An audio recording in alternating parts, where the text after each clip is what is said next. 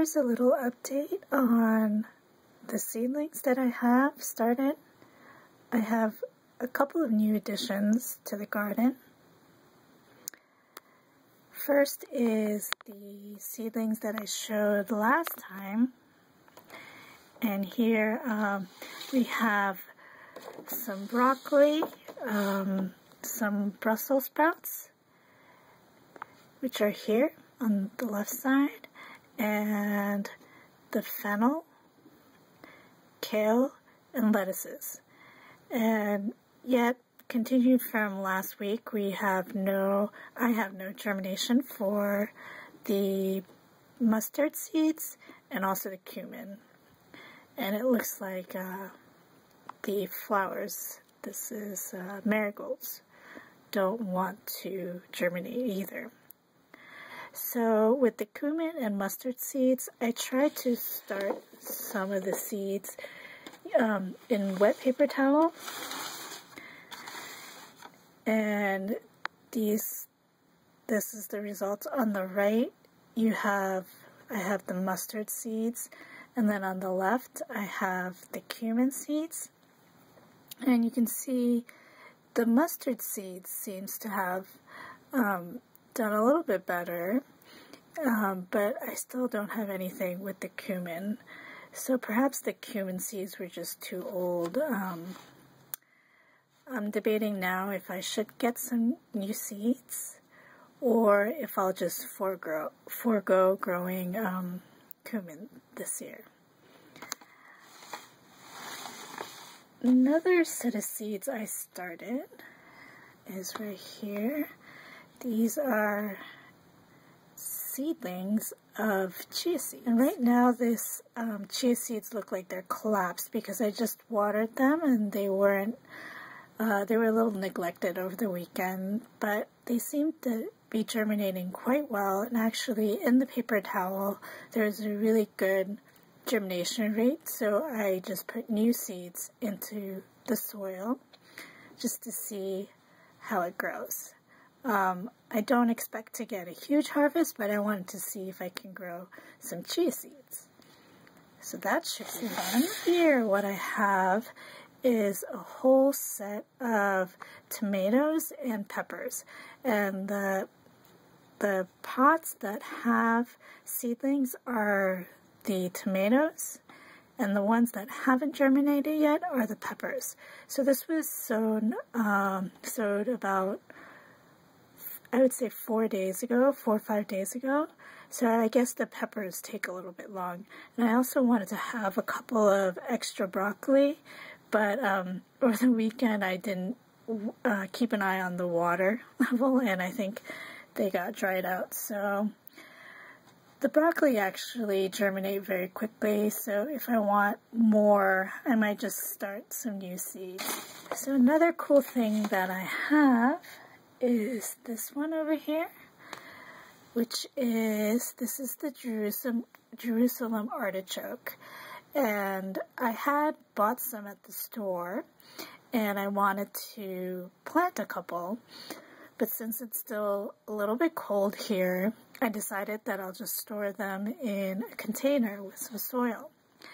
And very quickly, they grew some roots, and you can see, like, they're almost, yeah, there's just a lot of roots there. Looks like worms. Anyway, and when I checked today, you see these little sprouts. It's really cute. It's kind of fuzzy. So when the temperature's right, I plan to just transplant this into a pot.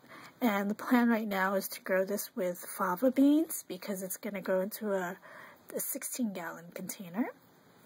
And the fava beans actually are also been growing quite quickly. Let's see if I can show. Ooh. And they've just been sitting on the windowsill. And they're tall. I'm not sure what fava beans are supposed to look like in terms of height. I don't know if these are leggy or what, but I think basically they've outgrown this little pot. So one thing I'm thinking of doing is just put them in bigger containers temporarily until I can transplant them.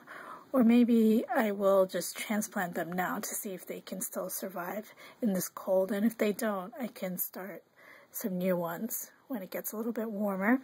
But yeah, I started these too early, I think. But they're looking healthy. Probably unhappy, but healthy. And they're in 3-3-gallon containers. And they look pretty happy. A little crowded perhaps, but I think they should be okay. So I keep these guys outside during the day and bring them in at night when it gets a little bit cold. So, but pretty soon I think I'll probably just leave them outside. Okay, I forgot actually that maybe the coolest thing that I got for the garden this year is this. It is a worm bin. I just got this maybe a week ago, and it was already put together, and it's sold by a local composting, I guess, organization or company.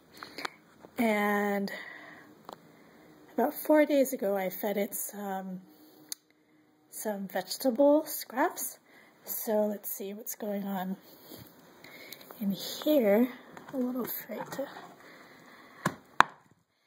It took me a really long time to decide to buy a worm bin because, quite frankly, I'm a little bit afraid of worms. So it'll be interesting to see how this project goes, and maybe as I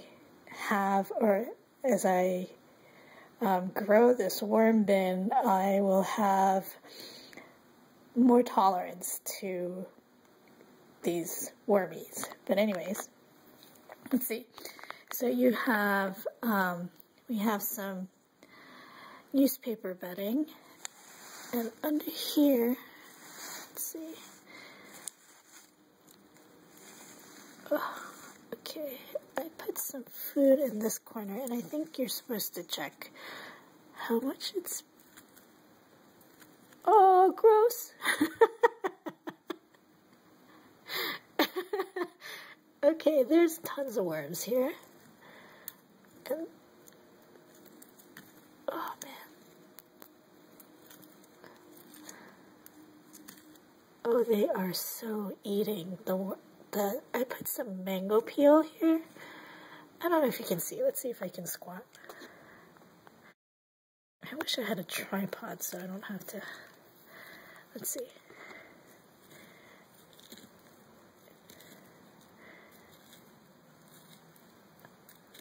Oh my, ew.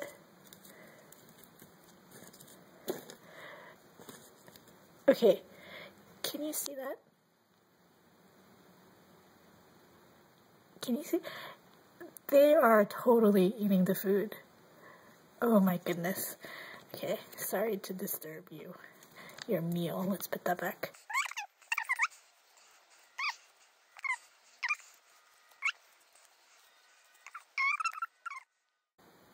Yep, so I think it is not yet time to feed them because they're still working on the food that's here. And I don't want, oh my god, there's just worms everywhere. Wow, okay, so let's see. It looks like the moisture is okay. Maybe I'll just give it a little bit of water. So the composting people said the biggest mistake that happens with vermicomposting is overfeeding and hydration, or water level. So